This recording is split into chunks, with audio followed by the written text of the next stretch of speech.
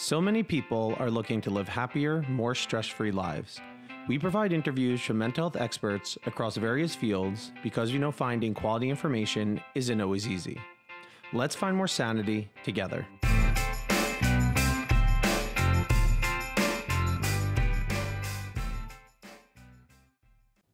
Welcome back to the second episode with sleep and circadian rhythm guru, Dr. Allison Harvey.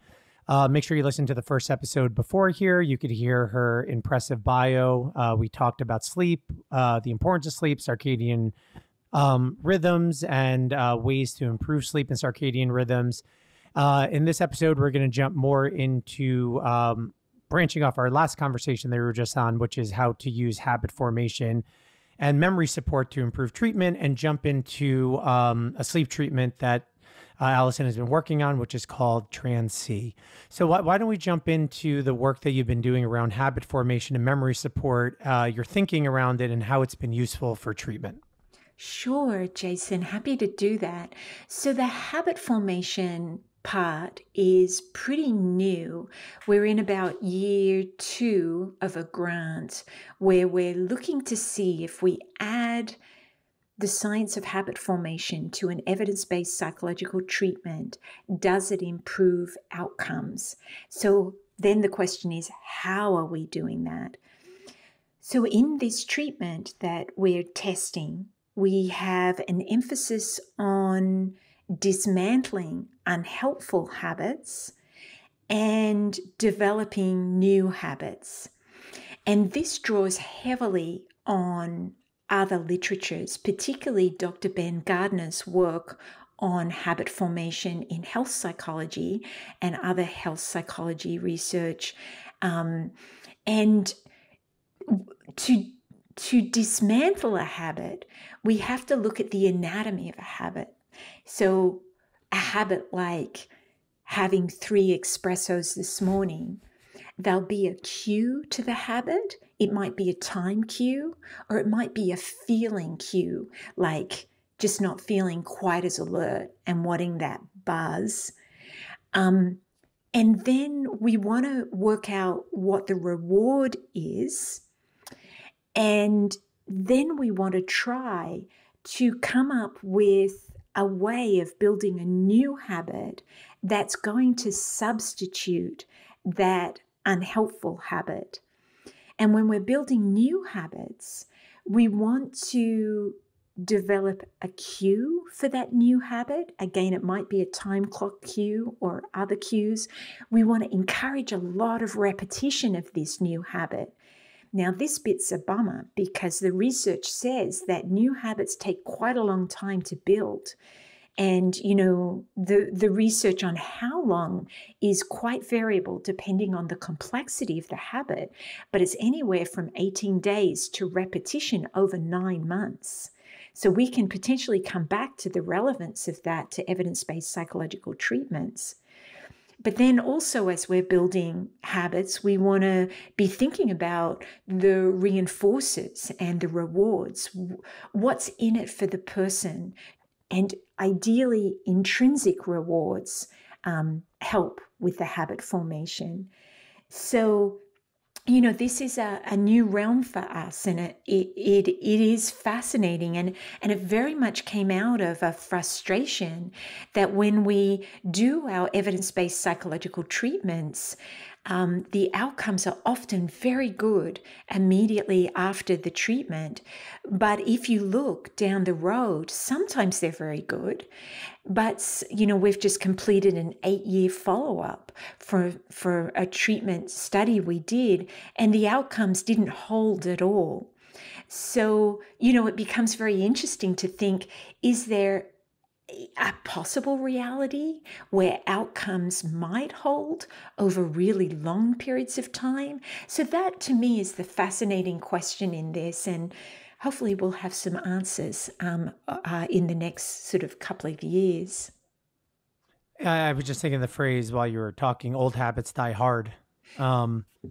And I think about neural pathways, like the more you use it, the bigger the highway gets. And if you've been doing one habit for a long time and you have a nice big highway, trying to create another highway that will be bigger that you'll use more often must be pretty difficult, particularly if the other one was fairly foundational. Absolutely. And our evidence-based psychological treatments are short. And so how do we, in those short number of sessions, I guess CBT for insomnia can be 6 sessions and CBT for depression can be 26 sessions, but that's not going to take us to that 9 months that the habit formation literature has documented that some habits take as long as that. Probably with the kind of complex habits clients are trying to change, it is much longer than that. And so in a 6-session and 26-session treatment, I don't think we probably are helping people as much as we could. And it becomes, I think, thought-provoking to ask, are there different ways we could do therapy to promote habit formation? Part of that, I think, is the dosing of it over how many weeks, over how long a period. But part of that, I think, is also, some of the treatment manuals introduce new content, set it for homework. You check on the homework the next session, then you move on to new content. People aren't developing a habit in 1 week. That needs to become a rolling intervention and be checked in on, obstacles, busted and worked with and so on. So I think there is a lot we can think about with our evidence-based psychological treatments in terms of this sort of science of habit formation and science of behavior change more generally. Jason, you mentioned the memory support piece.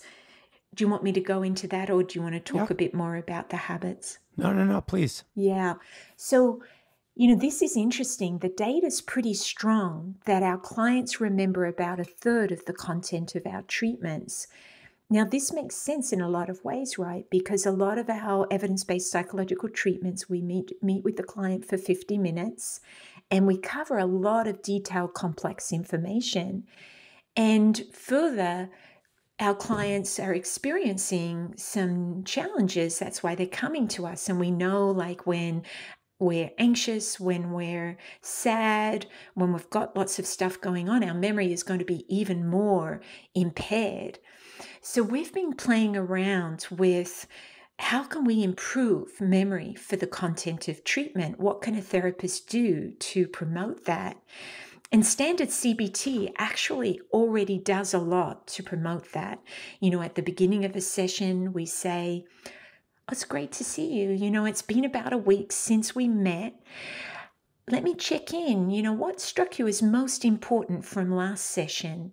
And listen. And if the client says, I don't remember, fill in the gaps. And then at the end of the session, do that kind of memory support as well. What do you remember from this session as most important to you? And fill in the gaps. But what we're finding is that very basic memory support isn't enough. And that if we infuse sessions with more memory supports, we can be more helpful in improving patient memory for treatment and improving outcome. Now, to some extent, what I just said is still a science question.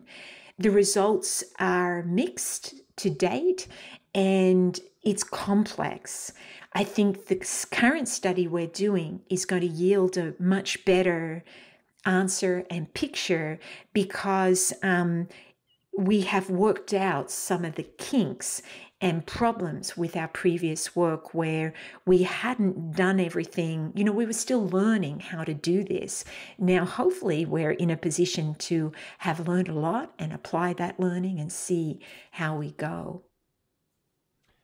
I can very much understand why you're doing habit formation and memory together, because memory takes repetition and practice. And if you're not creating the habits to do the new behaviors and actions and thinking, then you're probably not going to remember how to do it. And so I could see how they go hand in hand and how important both of them are to try and have long-term results. I'm also thinking about how one of the big impacts on CPT is the homework that we assign, but importantly, that people knowing they have to come in next week and have that accountability that did you do your homework gets people to actually do the homework. And when treatment is over and that accountability is gone, I could see that, that pressure going down. And so people are less likely to hold those habits. And I wonder if there's maybe now with the advent of AI, not that AI hasn't been around, but the super boom of AI and technologies, if there's going to be things that are going to be coming up to help make it easier for people to practice the skills that they're learning in therapy, not just after therapy's over, but between therapy sessions. Oh, I think that is a profound set of ideas, super important. So we've been doing memory support within a therapy session, and you're raising memory support between therapy sessions and memory support once a dose of treatment has been completed. And the only one step we've taken in that direction is we did deliver a text messaging intervention between sessions to try to bolster memory support between sessions. I think there's a lot more. The sample was very small. There were promising results. I think there's more that can be done there. And certainly after a course of treatment is over, the use of AI, the use of text messaging, the use of other platforms will be huge areas to be explored. And, I guess I'm old school, but there's something special about the interpersonal interaction where you're coming back to a human that you have a relationship with. Mm-hmm. To tell them about the homework that you did or did not do, and that makes you more likely to do it. So, I think all of these things are worth pursuing, but I hope that we are also able to think as a field about the dosing of the treatment sessions and whether we actually need to give clients more time with us, maybe spread over longer periods of time. And of course, that's really complicated. We've got insurance companies and other external factors that dictate how we do therapy. And this, of course, is a real shame because then, we're limited to some extent. But of course, those of us who are interested in dissemination implementation are also thinking about services at that larger level and what can be done. Big problem to be solved. I'm not even kind of moving towards such a problem at this point, but I just put it out there as something for us all to be keeping in mind. And most of us are pretty busy and most of our patients are pretty busy. And the way that things are set up now, it's not the easiest to practice some of these things. Like we give someone a thought log or a thought record and we say, okay, you're feeling upset on your own, you're feeling anxious. I want you to sit down and I want you to fill this out on your own based on what I taught you in session. It's a big cognitive. Well, number one, you need to have your sheet or an app that has it, but then you have to sit down and actually do the work. And if there's any app developers or creative people that are here, making things easier for people to practice, I think is a really great way to improve the offerings that we could have and the impact that CPT could have. Because easier entry makes people more likely to do it. And that's why Amazon has one-click buying, because they know if you have to press one button instead of three, you are far more likely to purchase the product. Absolutely. That is going to be a huge field, a huge area for our field to move into. And the thought log is a really good example. Worry and rumination is a habit that many of us are in. And Dr. Ed Watkins from the University of Exeter has some really nice treatment approaches, but they definitely require homework during the week, daily, probably, to break the habit of worry and rumination. And those thought forms are powerful. It's just practicing them and probably practicing them a lot more regularly than we even ask people to do is what's going to bring about that profound long-term change. Mm-hmm. Well, I'm very interested to see what your lab, I know that this is like a new area for you, so I'm really interested to see where this all comes and it's sorely needed to make sure that people are getting the most benefit for the time that they're spending when they actually are sitting in front of somebody. Great. I'd love to talk to you about it in the future, Jason. All right, so let's jump into TRANS-C, the transdiagnostic intervention for sleep and circadian problems. Before we jump into that specific treatment, I'm very much a fan of transdiagnostic treatment. What got you to lean towards that side of treatment protocol? I'll just leave it at that. Yeah, well, so I finished my PhD in Australia, got on the plane, and went over to England and to the University of Oxford, where I did a postdoc in the Department of Psychiatry, and then after a year, joined the faculty of the Department of Experimental Psychology. And so I was around in the early 2000s when Chris Fairburn, Zafra Cooper, and Roz Shafran were giving talks and thinking about a transdiagnostic approach to the eating disorders. Now, this was the first time I ever heard the word transdiagnostic. I think they made it up. I'm not sure. Maybe it was used before them, but I think they developed it. And, their talks were compelling to say that this is really something to pay attention to in the eating disorders, because there was so much in common between anorexia nervosa, bulimia nervosa, eating disorders not otherwise specified. And there was so much movement across time between these three disorders. So in 2003, they published an article in Behavioral Research and Therapy on a transdiagnostic theory and treatment of the eating disorders. And I just found their approach, their reasoning to be inspiring and compelling. So I got a group of my friends together, Warren Mansell, Ed Watkins, Roz Shafran, and we pitched to Oxford University Press and said, can we write a book that goes beyond the eating disorders and makes the case that we should be thinking transdiagnostically for the cognitive and behavioral processes that are present across mental disorders? And they said yes, so we wrote that book.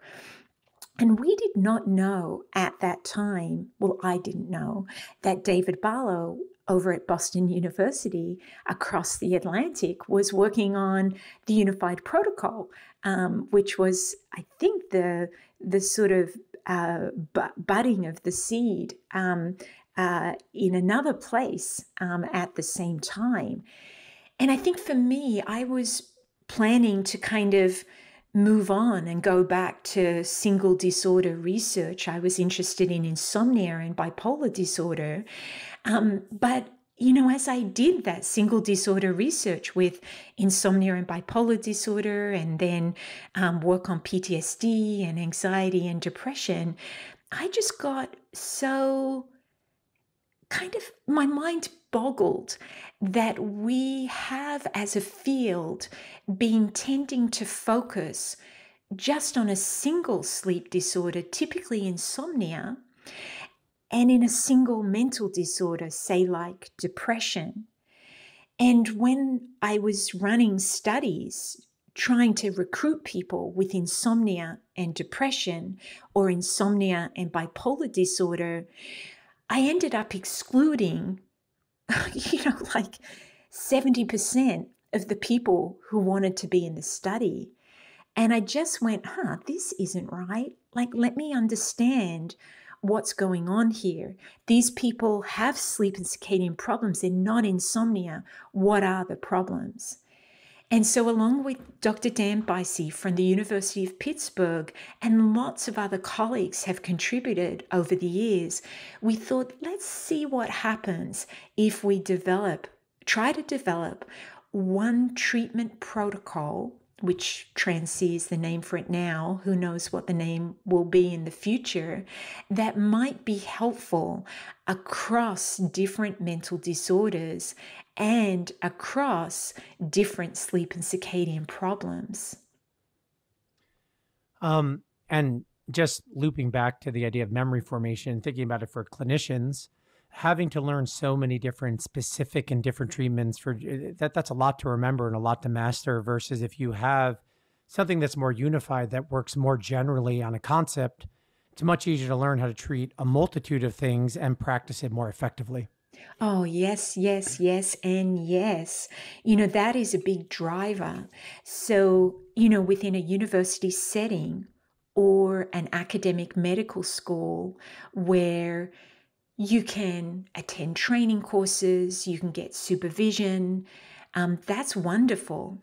And, there is a credential that the Society for Behavioral Sleep Medicine gives to train people in behavioral sleep medicine broadly. People with that credential know how to swap out sleep and circadian treatments to help these broader range of sleep and circadian problems that people with mental disorders experience. But the rest of the world, it's much more difficult, and we're really interested in doing our work in services that don't have access to sleep treatments. And in those services, often training and supervision is very rare because it's not billable, and these services are very underfunded. So having a single protocol that providers can be taught to help a broad range of clients with a broad range of problems is huge. Well, that's the proposal. That's the sort of question that we're pursuing. I'm totally open to the idea that, will be proved wrong in time. But at the moment, that's the promise, I think, of the approach.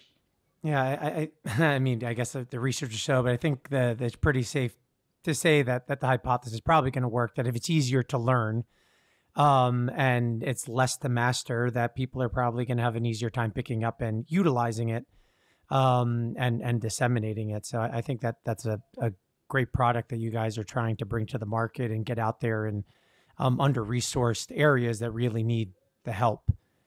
Yeah. When we're thinking about Trans-C, what disorders are we treating with this protocol? I would say any. I would suggest that, it's interesting, right? All of us went to graduate school, and in graduate school, Jason, how much do you remember from graduate school on sleep and circadian rhythms? I don't think I got any in grad school. Did you get any education on how to assess and treat sleep problems? I had a biopsychology course that was taught by actually a sleep psychologist. But that being said, even though he was a sleep psychologist, I think about 2 weeks of the entire one course that we had in biopsychology was about sleep and circadian rhythms. Yeah, so we don't get much on this. And so I think it's worth talking about, and all of us asking about the sleep and circadian piece. The DSM criteria lists sleep and circadian problems as part of the criteria for a bunch of disorders, but there are many other disorders where it's not specifically listed as a symptom, but the sleep and circadian piece are definitely driving symptoms. So schizophrenia is the example I like to go to. Dan Freeman and his amazing colleagues at the University of Oxford have done great work here showing that sleep and circadian functioning is very important for people diagnosed with schizophrenia. And we've published a recent study where half of the sample were people who met diagnostic criteria for schizophrenia, and they did really well with the sleep treatment, both in terms of sleep and in terms of improving the symptoms of schizophrenia. But a real emphasis here is the sleep treatment was added to treatment as usual. So I'm not at all suggesting that we can drop medications and other treatments for schizophrenia. Sleep treatment is added to those approaches to bring about the results that we saw. So I think that we should be assessing sleep problems in all of the clients that we see. And this can be done with some quick questions about the range of times people are getting into bed, the time they're turning off the light, how long it takes them to get to sleep, whether they wake up in the middle of the night, for how long, what time they wake up in the morning, get out of bed, their sleep duration overall, as well as patterns from weekdays to weekends. That's a quick way. But the daily sleep diary is just fantastic for revealing what's going on in sleep. And of course, there's various other quick questionnaire measures that can be added to protocols too. And with that information in mind, we can then plan the intervention. Now, of course, if you find in your assessment the person has insomnia, then they should get CBTI, CBT for insomnia. Trans-C isn't proposed to replace CBTI. In fact, Trans-C includes CBTI as well as lots of other things. It just broadens out so that it covers insomnia as well as delayed sleep problems, advanced sleep problems, nightmares, and so on and so forth. It's amazing that is covering so many different sleep issues. If somebody were getting a Trans-C intervention, what are the main intervention points that people are getting? I mean, you rattled off a list there where, like we were talking about in the first episode, on how to anchor circadian rhythm. What are some other aspects that you might be integrating in this treatment? Yeah, so it's a modular treatment.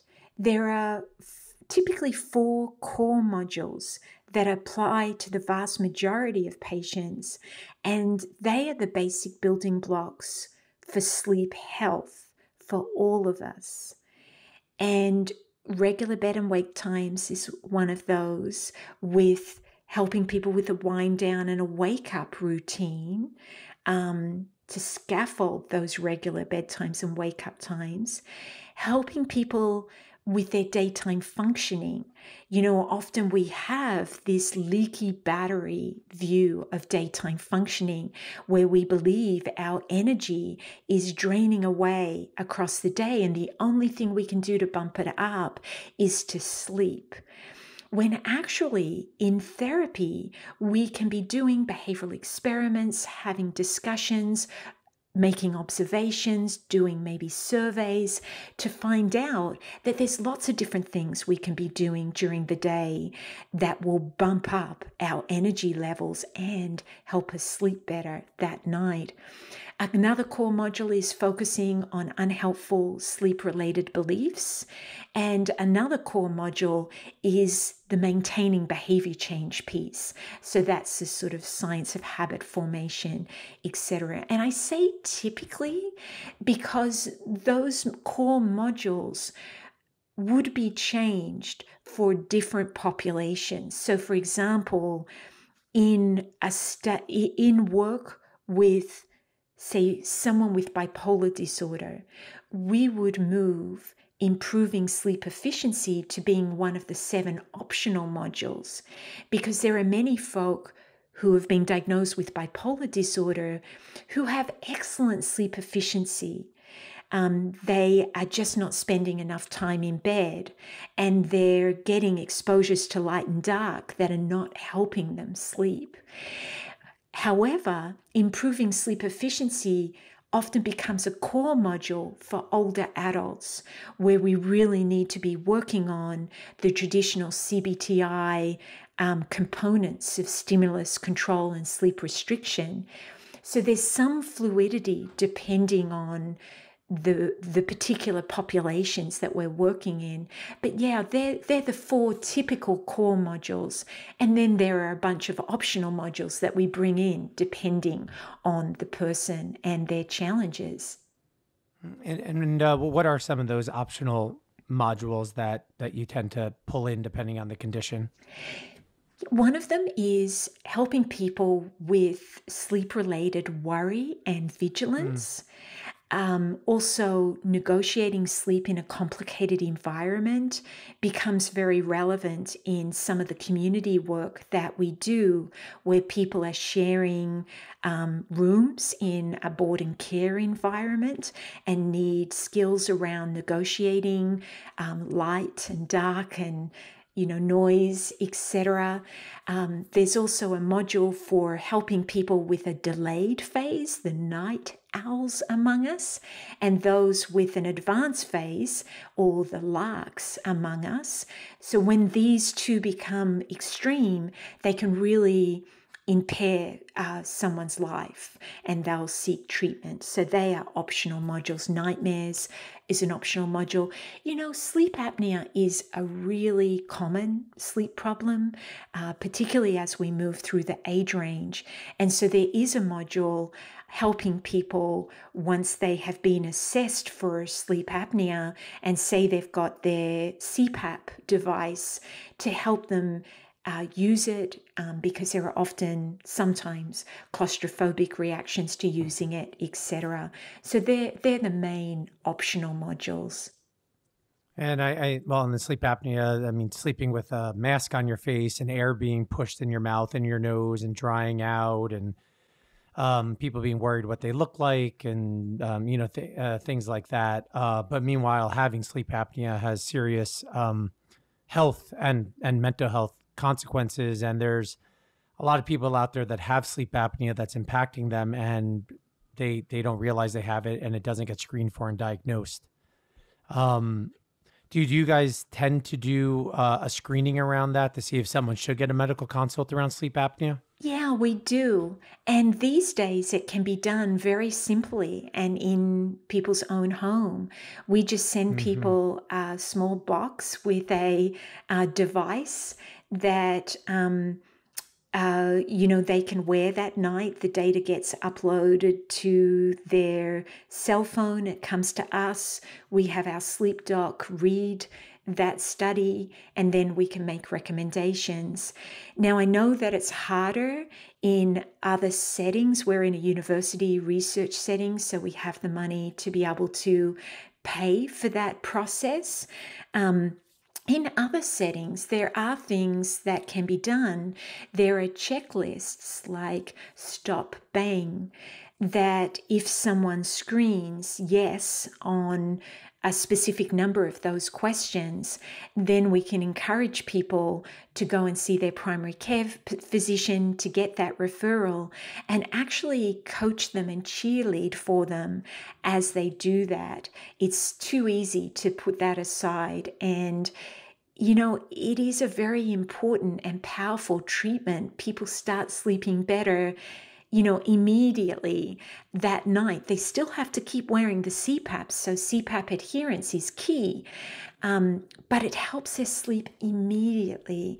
And so our work within Trans-C, and this is drawing from wonderful work that's been done in the behavioral sleep medicine field by lots of people.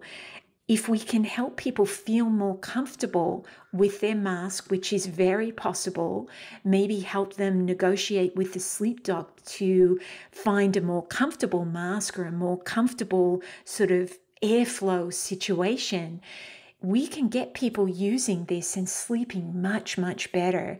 And so this is a huge issue. And please, if anyone's listening, if you have clients, check this piece out. We can make a profound difference to people's lives if we can get them treated for sleep apnea. CPAP isn't the only intervention too. There are others that the sleep doc can tell you about. Mm-hmm.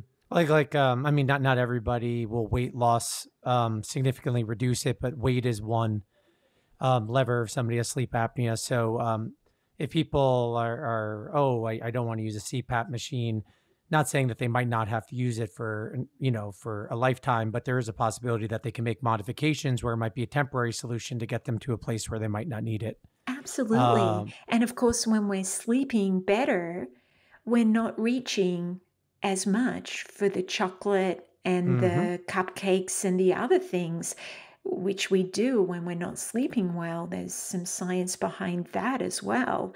And so we're more likely to be able to get that healthy diet and get to a healthy, a weight that helps with the sleep apnea.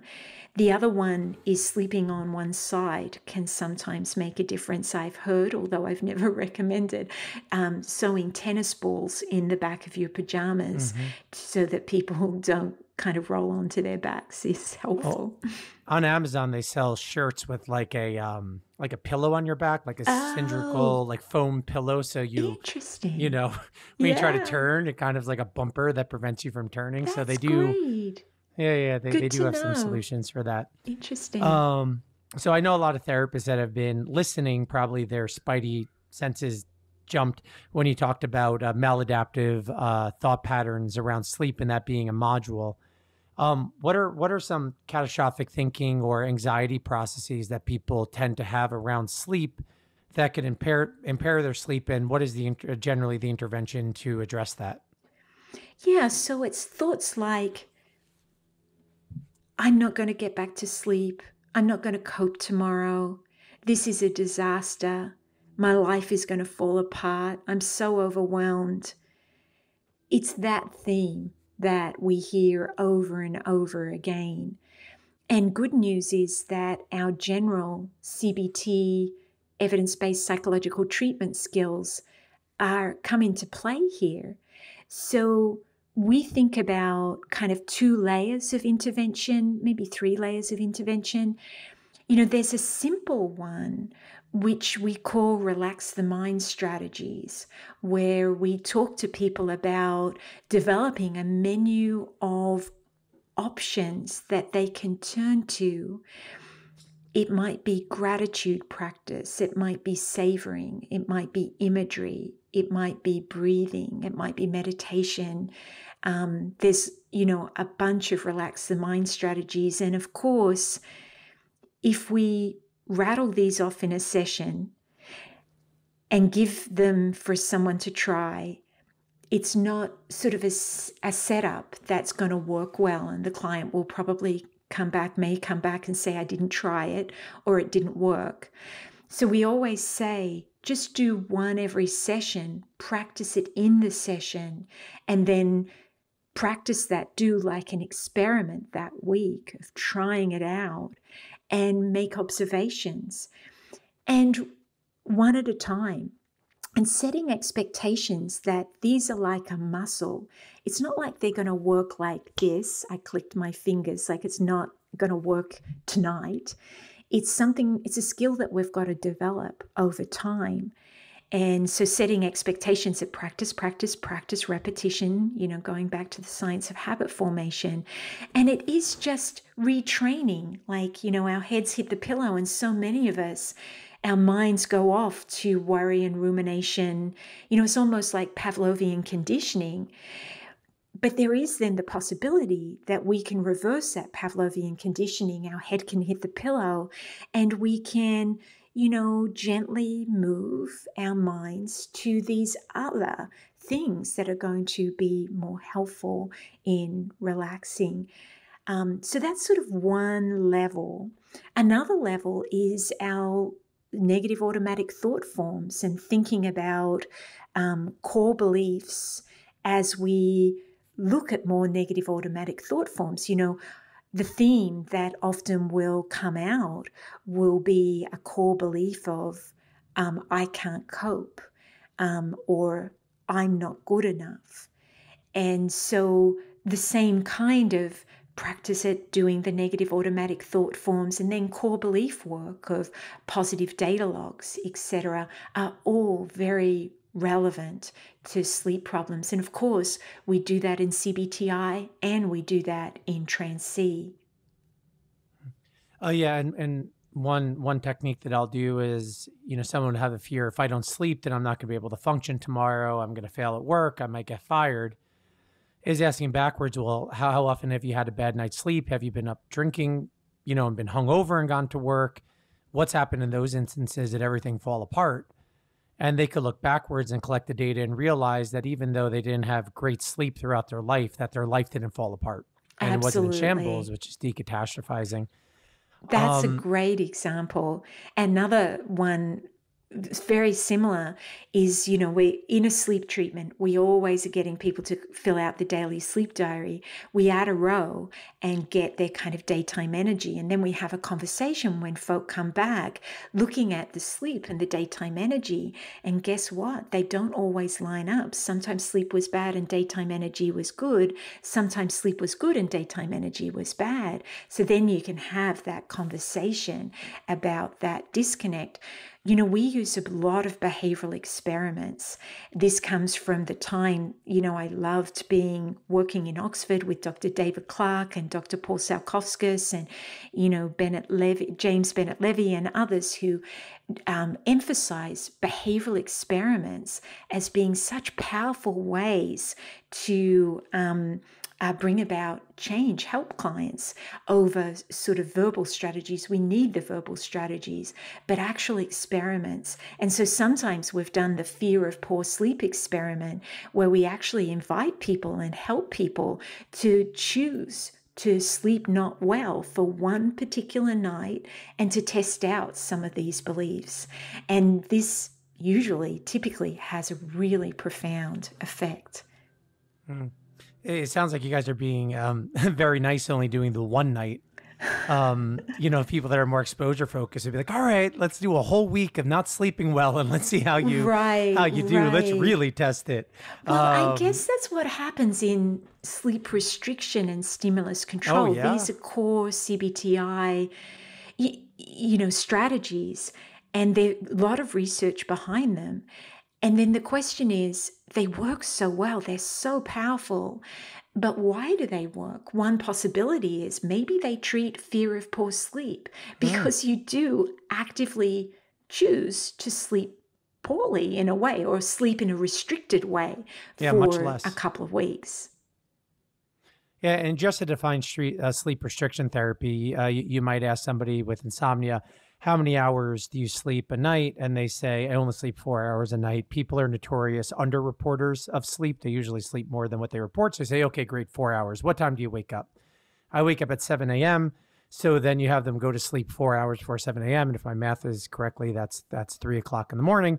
And you have them sleep that 4 hours. And when they have good sleep efficiency, and I hope I'm using the right word there, over that time, we then gradually increase the amount of sleep that they have until we get to the amount of sleep that they want to reach. And it's a really highly successful treatment for improving the length of sleep that people are having. It's profound, absolutely. And in our team, we tend not to go below 5 hours. Every team does that differently. Now, if we are working with someone with bipolar disorder or schizophrenia, we wouldn't go, we would focus more on regularizing bedtime and wake-up time first. And actually, a paper that Kate Kaplan led in American Journal of Psychiatry some years ago showed that just regularizing bedtime and wake-up time corrected sleep problems for many people with bipolar disorder. And, we have been more careful because we know sleep deprivation can trigger episodes and, other problems. So, I think that we've tried not to go below 7 hours. I know some teams go below 6 hours. So it is profoundly effective at, just like you say, Jason, definitely these are skills to learn, and there are terrific training programs around to learn these skills. Michael Perlis has one at the University of Pennsylvania. Michael Grantner has one at the University of Arizona, and important skills for us. It might sound obvious when you're talking about treating bipolar with Trans-C, but is the outcome that people have less manic and depressive episodes if they follow the protocol? Yeah, that's right. It's not just that their sleep and circadian functioning is improved, but the psychiatric symptoms are also improved. Fewer days in episodes. So very, very profound. Just doing a sleep intervention can be ever so helpful to people. So it's not just less episodes, but if an episode happens, they're less. The duration is shorter. Yes, yeah, that was the Okay. finding from our 2015 paper. It was a small sample in behavior research and therapy, but that was the finding. And then the more recent finding, we had I think 50% of the sample met diagnostic criteria for schizophrenia. Same pattern of findings, fewer people with bipolar disorder in that study. Hmm. And what do we find with depression and anxiety disorders more globally? Same pattern of findings. Give people a sleep treatment, improve their sleep, and improve their functioning in anxiety, depression, etc. Now, there have certainly been some non-replications, but that has been the general finding, replicated over and over, and a meta-analysis showing that too. Now, a lot of that research is with CBTI and specifically focused on insomnia. The transdiagnostic piece has only had 2 studies so far. We've got 2 more in progress, and there are various groups around the country who are doing their own thing and adapting Trans-C in their own way for their specific purpose and context. But the results there are encouraging. And like we spoke about in part 1 of this podcast, Jason, we think that probably the sleep outcomes are going to be the same, like good for CBTI and Trans-C, but the advantage to Trans-C is when it comes to training and supervision and uptake among community providers outside of medical schools and university settings where they don't have access to training and supervision. So there's a big advantage in getting this one protocol for the very complex patients that they're seeing. They can't say, oh, this is an insomnia clinic. No, you can't come here. You've got delayed phase and nightmares. So they have to treat everybody. Yeah, and I'm in private practice, and I'm also thinking there's a lot of people in private practice that want to learn new skills, and they might not be a CBT therapist or they don't have training in sleep, and it's a very nice way for them as well to take a training and to get supervision and learn something in order to implement to help the wide variety of clients that we treat in private practice. Absolutely. Yeah. So that is another really important group to make Trans-C available to. Yeah, I agree.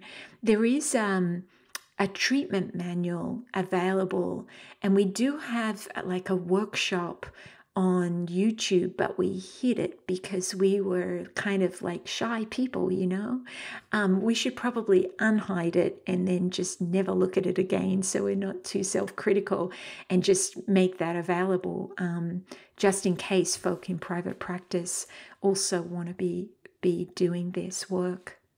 Well, if you're so inclined not to hide it at some point, send me the link and I'll put it in the show notes so people could click on it and check it out. So I think in overall, like if we put it in a nutshell, sleep is critically important for health, just quality of life, and then also mental health.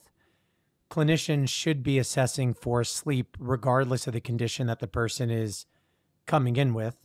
And if there is some sort of sleep issue happening, whether it's insomnia, nightmares, delayed forward or delayed back, or a host of different sleep problems, there is a place that they could go to that is going to encompass most of them, that is based on the best science that we have now in order to make that better.